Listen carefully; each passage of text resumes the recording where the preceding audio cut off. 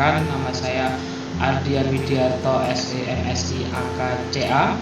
Saya adalah dosen tetap dari program studi D4 Akuntansi Manajerial jurusan Akuntansi Politeknik Negeri Semarang.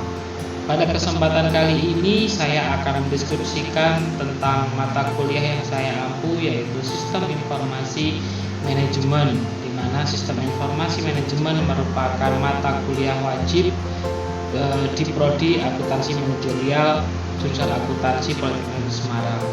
Sistem Informasi Manajemen sendiri memiliki beban SKS, yaitu 3 SKS.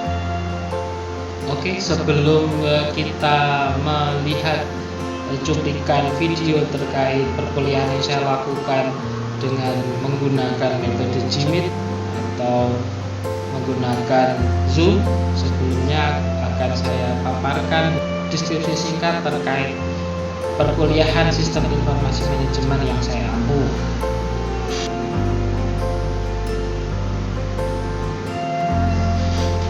Pertama-tama akan saya sampaikan terkait dengan deskripsi mata kuliah, di mana mata kuliah ini meliputi pembahasan terkait sistem informasi berbasis komputer, sistem informasi organisasi, dan perilaku pengguna sistem informasi. Sedangkan capaian pembelajaran yang diharapkan adalah setelah mempelajari mata kuliah sistem informasi manajemen, mahasiswa diharapkan mampu memenuhi konsep dasar sistem, ruang lingkup sistem, sistem informasi penuh keputusan, sistem informasi pemasaran, sistem informasi manufaktur, dan sistem informasi keuangan. Selanjutnya, ini merupakan model perkuliahan yang biasanya saya terapkan di sistem informasi manajemen, yaitu yang pertama dengan melakukan tutorial. Jadi pada saat bagian tutorial ini, dosen atau saya memberikan penjelasan terkait materi pokok pembahasan. Biasanya saya menampilkan PowerPoint yang sudah saya persiapkan terlebih dahulu. PowerPoint yang saya persiapkan biasanya akan saya upload terlebih dahulu di LMS Politeknik Semarang, yaitu elnino.ac.id, di mana dengan harapan mahasiswa dapat mengakses bahan yang akan dibahas pada pertemuan tersebut pada minimal satu hari sebelumnya. Jadi ketika mahasiswa sudah join di kelas atau masuk dalam kelas, mereka sudah ada bayangan terkait apa yang harus didiskusikan, apa yang harus dibicarakan, apa yang harus diutarakan dalam pembahasan kelas tersebut. Yang kedua yaitu dengan melakukan interaksi dengan mahasiswa, salah satunya yaitu dengan membuat presentasi materi atau kasus. Di sini saya buat mahasiswa saya bagi menjadi 5 atau 6 kelompok sesuai dengan besar kelas. Kemudian mahasiswa nanti secara berkelompok akan diminta untuk mendiskusikan masalah sesuai dengan pokok bahasannya untuk kemudian dipresentasikan secara kelompok di depan kelas. Setelah mahasiswa mempresentasikan materinya di depan kelas, nanti mahasiswa membuka kesempatan kepada mahasiswa di luar kelompok atau kelompok lain untuk memberikan tanggapan, baik itu menyanggah atau memperkuat argumen atau menyajikan hasil diskusi dari kelompok lain tersebut. Di sini dosen atau saya berposisi sebagai menjadi penengah nanti, dan di akhir akan memberikan kesimpulan akhir atas diskusi yang dilakukan oleh mahasiswa. Selanjutnya adalah penugasan. Jadi di sini bila dirasa diperlukan, saya sebagai dosen akan memberikan tugas tambahan untuk dikerjakan secara kelompok atau individu, baik itu di kelas atau di luar kelas. Terkait pengumpulan akan dikumpulkan melalui LMS Elnino. Jadi saya mengoptimalkan LMS Elnino yang dimiliki oleh Politeknik Negeri Semarang untuk berinteraksi dengan mahasiswa Sistem Informasi Manajemen yang saya ampu. Selanjutnya ini merupakan pokok bahasan mata kuliah Sistem Informasi Manajemen yang saya ampu. Yang pertama ada konsep sistem informasi, yang kedua ada manajemen basis data, yang ketiga ada pengendalian sistem informasi, yang keempat ada sistem informasi organisasi, yang berikutnya nomor 5 atau pembahasan kelima adalah sistem informasi eksekutif, yang keenam ada sistem informasi pemasaran, yang ketujuh ada sistem informasi sumber daya manusia, yang kedelapan ada sistem informasi manufaktur, yang kesembilan ada sistem informasi keuangan, yang kesepuluh ada sistem pendukung keputusan, yang ke-11 ada implementasi etis teknologi informasi, yang ke-12 adalah saya membahas kasus kontemporer yang terkini, yaitu kalau saat ini kasus kontemporer yang saya sajikan atau saya bahas dengan mahasiswa adalah terkait big data dan IoT atau Internet of Things. Berikutnya merupakan komponen penilaian dari sistem informasi manajemen. Yang pertama ada kehadiran dan perkuliahan. Ini wujudnya adalah absensi mahasiswa, baik itu absen lewat LMS atau absen secara langsung dengan melakukan tanda tangan di lembar BBM. Yang kedua yaitu performa presentasi kelompok, itu akan saya nilai yaitu terkait kesiapan mereka dalam menyiapkan materi atau presentasi, kesiapan mereka, kejelasan mereka dalam menjawab pertanyaan, kemampuan mereka dalam menengahi masalah atau diskusi kelompok dengan kelompok yang lainnya dan sebagainya. Keaktifan di kelas ini biasanya saya akan memberikan poin terhadap mahasiswa yang aktif, baik itu bertanya, memberikan sanggahan, atau memperkuat argumen, baik itu argumen dia sendiri, kelompok sendiri, maupun argumen dari kelompok lainnya. Karena bagi saya tidak ada pertanyaan yang salah dalam perkuliahan saya. Yang keempat yaitu mengerjakan tugas mingguan. Yang kelima yaitu ujian tengah semester. Yang keenam ujian akhir semester. Yang ketujuh ini merupakan tugas akhir semester. Tugas akhir semester ini berupa mahasiswa secara individu saya berikan tugas berupa membuat artikel atau mini paper untuk dikerjakan di akhir perkuliahan. Terkait materi mini papernya bebas sesuai dengan pokok bahasan yang telah mereka terima.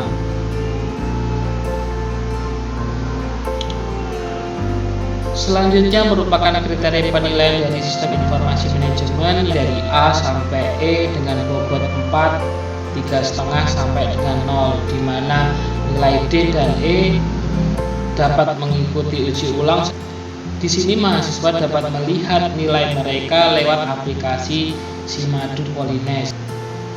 Berikut merupakan cuplikan dari pembelajaran via Google Meet atau Zoom yang saya rekam pada pertemuan ke-11 yang membahas terkait implementasi etis dari teknologi informasi. Assalamualaikum warahmatullahi wabarakatuh. Selamat pagi semuanya. Waalaikumsalam warahmatullahi wabarakatuh. Pagi Pak. Kita awali terlebih dahulu hari ini dengan berdoa agar kita diberikan kemudahan, kelancaran dalam segala hal. Oke, silahkan berdoa sesuai dengan agama dan kepercayaan masing-masing. Berdoa silahkan. Sudah selesai? Oke, kita awali dengan absen dulu, on cam dulu semuanya, biar kelihatan mukanya semua. Nanti silahkan on cam dulu. 1, 2, 3, 4, 5.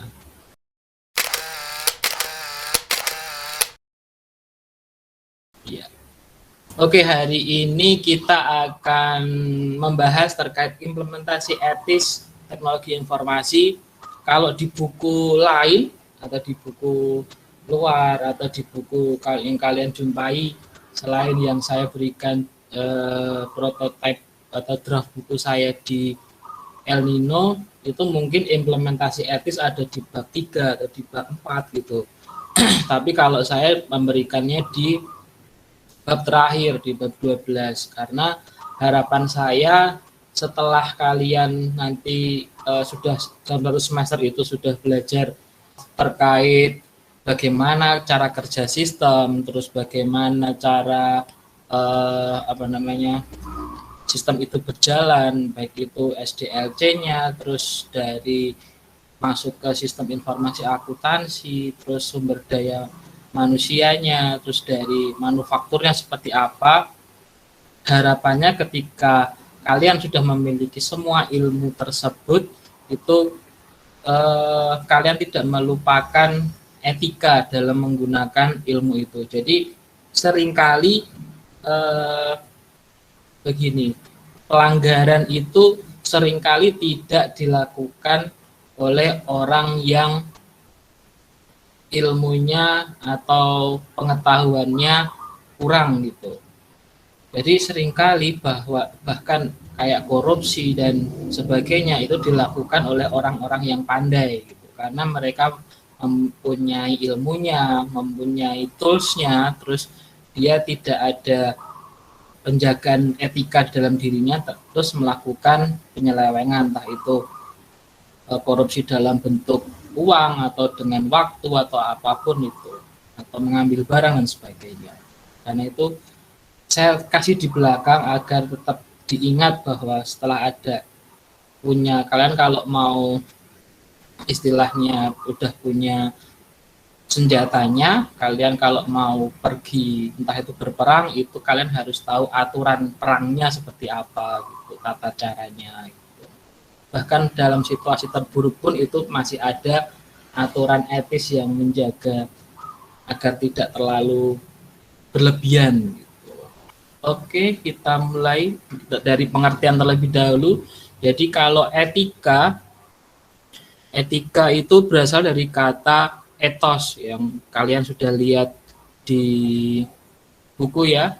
Itu etos itu dari bahasa Yunani itu berarti karakter. Jadi kalau diartikan itu sekumpulan nilai berkenaan dengan yaitu akhlak, terus benar atau salah, atau dan hak dan kewajiban. Jadi ini kaitannya kalau karakter itu benar salah, terus sama hak dan kewajiban. Terus di sini juga saya mendapatkan kata bijak tapi anonim, itu ada yang banyak bilang mengatakan etika adalah mengetahui perbedaan antara apa yang berhak kamu lakukan dengan yang benar kamu lakukan. Jadi titik poinnya ada di sini. Jadi apa yang berhak kamu lakukan dengan yang benar kamu lakukan. Jadi sesuatu yang hak kalian itu belum tentu benar untuk dilakukan pada satu masa atau satu waktu tersebut. Contohnya makan gitu. Makan itu kan adalah makan dan minum itu kan adalah hak semua orang kan ya, hak bebas untuk hidup, semua orang itu butuh makan gitu kan. Tapi ketika sedang melakukan rapat, sedang kuliah, perkuliahan atau sedang ibadah gitu, kan tidak boleh kita makan di tengah-tengahnya, kan nggak boleh, karena itu sesuatu hal yang tidak. Terus kalau teknologi informasi sendiri itu pengertiannya alat yang membantu manusia untuk ini membuat, mengubah, menyimpan dan menyebarkan informasi. Jadi teknologi informasi itu gunanya untuk mensupport atau mendukung manusia, untuk memudahkan manusia dalam membuat, mengubah, menyimpan dan menyebarkan informasi yang dia peroleh. Jadi pengertian dari etika teknologi informasi itu kalau boleh disimpulkan itu nilai yang dianut oleh sekelompok manusia dalam berkomunikasi. Berkomunikasi itu yang tadi membuat, mengubah, menyimpan dan menyebarkan informasi. Jadi itu yang harus kalian pegang mulai saat ini ya, sebetulnya saat ini dan nanti bekerja, karena gini, misalkan saja saya lihat fenomena netizen gitu kan ya. Kan kalau misalkan ada kecelakaan di situ, kecelakaan terus orang beramai-ramai merekam gitu, merekam dan men-share di sosial medianya. Mungkin tujuan awalnya dia baik bahwa mengabarkan di situ ada kejadian kecelakaan, tapi harus disadari juga bahwa di ruang publik itu kan tidak semua orang berkenan melihat kayak video misalkan darah dan sebagainya, melihat adegan darah, atau kalau itu kondisinya kurang baik ya dia tidak mau, atau bahkan keluarganya tidak menghendaki bahwa anggota keluarganya yang menjadi korban di share di media sosial gitu kan. Nah itu yang harus menjadi kalian perhatikan. Jadi kalau sekarang kan teknologi sangat cepat ya, apalagi nanti masuk 5G gitu, ini 4G, nanti ada 5G yang akan sebentar lagi masuk, itu kan kecepatannya sangat tinggi. Kalian memiliki HP yang kameranya sangat bagus, itu jadi hati-hati dalam menggunakannya. Terus nanti dalam bekerja juga, dalam bekerja itu kenapa ada aturan bahwa selama ada beberapa instansi yang mengharuskan dalam bekerja itu tidak boleh menggunakan HP selama jam pekerjaannya, apalagi diperbankan itu. Itu karena apa? Nanti kalau misalkan kalau kalian megang HP pada saat itu terus iseng bikin story, misalkan ada teman yang lucu gitu, kalian niatnya buat lucu-lucuan tapi kamera kalian tidak sengaja meng-shoot bagian yang penting, misalkan papan tulis hasil rapat atau kertas data dari database data nasabah dan sebagainya, itu berbahaya karena untuk orang yang tahu kegunaan data tersebut itu nanti akan dapat disalahgunakan. Nilai etis dan teknologi hubungannya sama implementasinya nanti seperti itu. Selanjutnya ini kita harus mengetahui prinsip etis dalam teknologi informasi itu. Sebetulnya prinsipnya ada 3 ini, paling tidak ada tujuan teknologi high tech, high touch. Jadi teknologi itu kembali lagi, teknologi itu adalah alat. Jadi harus diimbangi oleh skill penggunanya. Jadi hati-hati di situ. Jadi banyak sekali yang salah persepsi bahwa manusia yang mengikuti teknologi. Jadi ada banyak sekali orang yang kesulitan menggunakan teknologi terus menjadi anti teknologi. Iya, kasus ini saya akan angkat satu kasus terkait carding. Carding ini kan kenapa saya munculkan, ini kejadiannya baru-baru saja terjadi kan di 2001 akhir ini. Ada contohnya di sini, banyak artis kena nyangkut kan, di sini ada itu Boy William itu, terus ada ini makanya kalau kalian akses di direktori Mahkamah Agung itu ternyata sudah ada banyak sekali, ada 72 kasus ini, ternyata cukup banyak ya untuk kasus terkait carding ini. Dilihat itu carding itu apa sih. Jadi kalau awalnya istilah carding itu berawal dari mencoba membobol database perusahaan terus mengganti angka-angkanya dan sebagainya, atau karena dia punya akses kepada database tersebut yang tadi saya sebutkan, dia ambil terus dijual. Itu salah satu fraud, itu contohnya seperti itu. Common sense itu yang saya cari dari dulu, itu yang menjaga kita biar tidak fraud, tidak korupsi dan sebagainya, itu apa sih?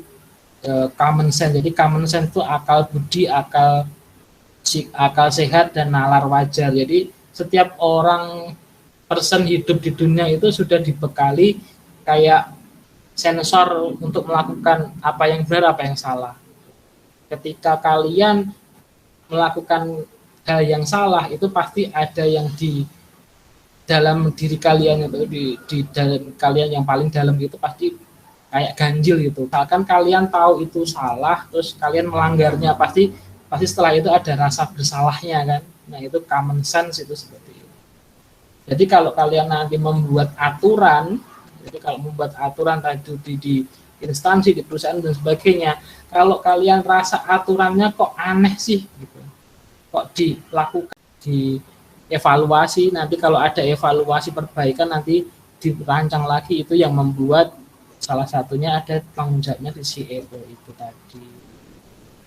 Terus berpartisipasi aktif memberikan informasi keuangan, jadi hati-hati sekarang ada UU ITE, kalian dalam bersosmed harus hati-hati di sini, pandai-pandai atau bijaklah menggunakan sosial media kalian. Oke, terima kasih, itu udah sampai slide terima kasih kan, berarti udah. Itu yang paparan terkait implementasi etis di sini. Apakah ada pertanyaan sampai ini materi saya? Ada pertanyaan atau enggak?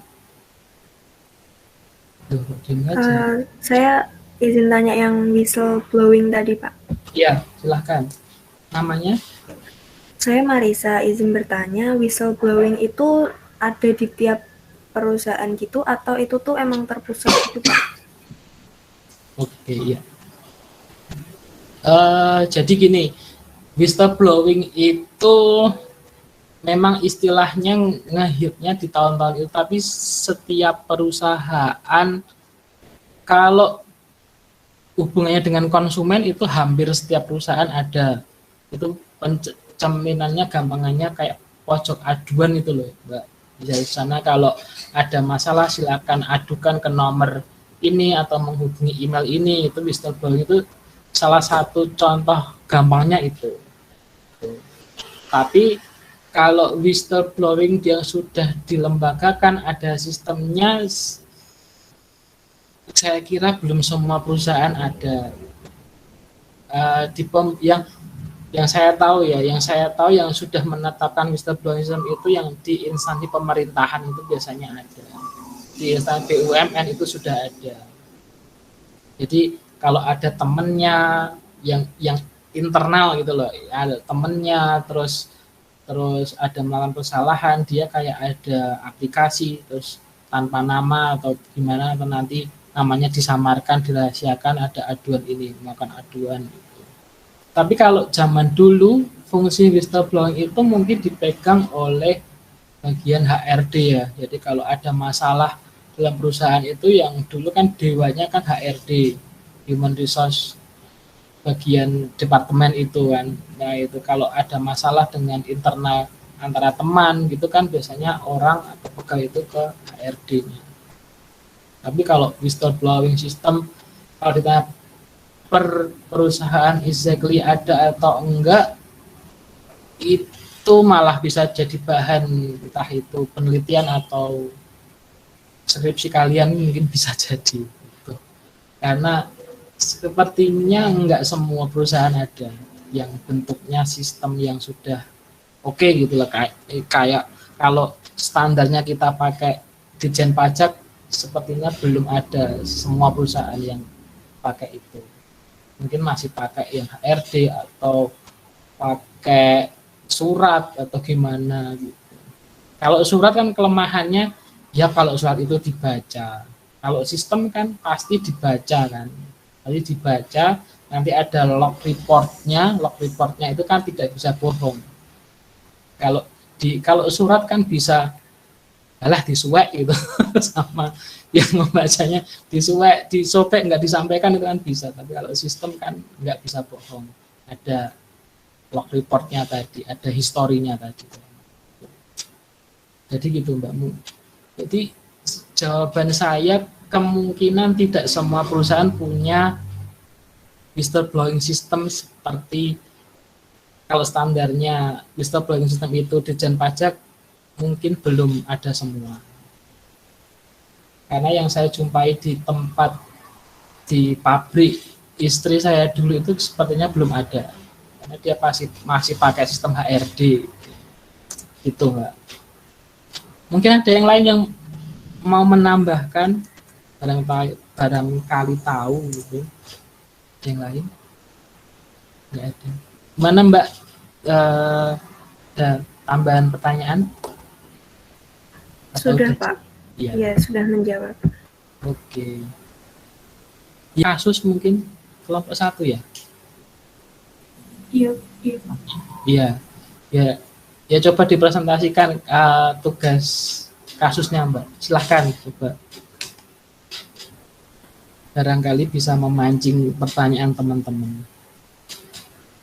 Baik, kami dari kelompok 1 akan mempresentasikan tentang contoh dan solusi kasus di mana data pengguna Tokopedia diduga telah diretas dan bocor di dunia maya. Sebanyak 15 juta pengguna Tokopedia terimbas hal tersebut. Informasi kebocoran akun pertama kali diungkap oleh akun Twitter Under the Bridge. Data tersebut telah disebarkan di forum online. Peretasan tersebut terjadi pada Maret 2020 atau tahun lalu. Data yang tersebar termasuk nama pengguna, email, yang tersimpan dalam file database PostgreSQL. Selain itu, data yang diretas juga termasuk tanggal lahir, kode email, hobi, pendidikan, waktu pembuatan akun, hingga waktu terakhir login. Namun dalam daftar akun yang terkumpul disinyalir tidak disertakan dengan kode secara teratur untuk menghindari kerentanan data yang dapat menjadi penyebab kebocoran. Selanjutnya akan saya kembalikan ke Angel. Baik, sekian penjelasan kami tentang contoh kasus dan solusi dari kebocoran data pada Tokopedia. Karena masih ada waktu 5 menit, kami membuka sesi tanya jawab. Apakah ada pertanyaan dari teman-teman? Dipersilahkan.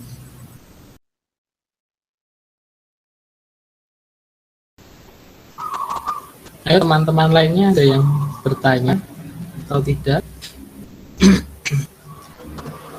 Ada yang tanya? Permasalahan Tokopedia tadi cukup menarik loh. Ada pembobolan dana itu, data ya Mbak ya, itu mirip sekali dengan BPJS dan sebagainya, dan KTP, IKTP. Jadi benar sekali solusinya dari kelompok 1 tadi. Selain keamanannya ditingkatkan, kesadaran berteknologi informasi dari personnya sendiri juga harus dilatih. Saya juga contohkan, jadi saya dulu pernah sebel sekali dengan teman yang sedikit-sedikit bikin story gitu. Bahkan ketika di ruang rapat dia bikin story. Jadi kayak sehari itu story-nya itu yang di atas itu sampai titik-titiknya banyak sekali itu loh. Saya itu takutnya ketika dia bikin story, dia itu ya tadi men-shoot hal-hal yang sensitif, entah itu data, entah itu apapun itu, apakah nomor apa, atau kalau di dunia pendidikan kan nilai atau apa dan sebagainya, atau uang pendaftaran atau apa, ketika rapat kan itu bahaya kan, bisa menjadikan masalah. Jadi nanti kalian menggunakan gawai, menggunakan teknologi informasi itu harus wise, harus bijak gitu. Harus tahu batasannya. Dalam komunikasi tertulis pun itu, kalau kalian WA, nge-tweet di Twitter, nge-post di Instagram, itu kalian harus baca baik-baik. Jadi kalau sebelum nge-post itu kalian baca lagi kalimat kalian itu sudah oke atau belum, atau masih bermakna ganda atau belum. Ada pertanyaan lain nggak? Coba sekali lagi. Saya tawarkan sekali lagi. Nggak ada? Cukup? Ya, Cukup, jangan ilmu kebatinan gitu. Saya kok. Cukup, Pak. Ya sudah, kalau gitu terakhir. Kaget aku ya. Silahkan open cam, sekalian absen online. Nah, yuk, saya tunggu 5 hitungan. 1, 2, 3, 4, 5.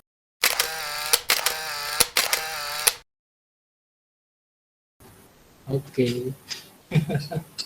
Oke. Terima kasih sudah mengikuti perkuliahan untuk hari ini. Sampai ketemu di pertemuan lainnya. Sampai ketemu di depan. Wassalamualaikum warahmatullahi wabarakatuh. Terima kasih semuanya. Terima kasih Pak.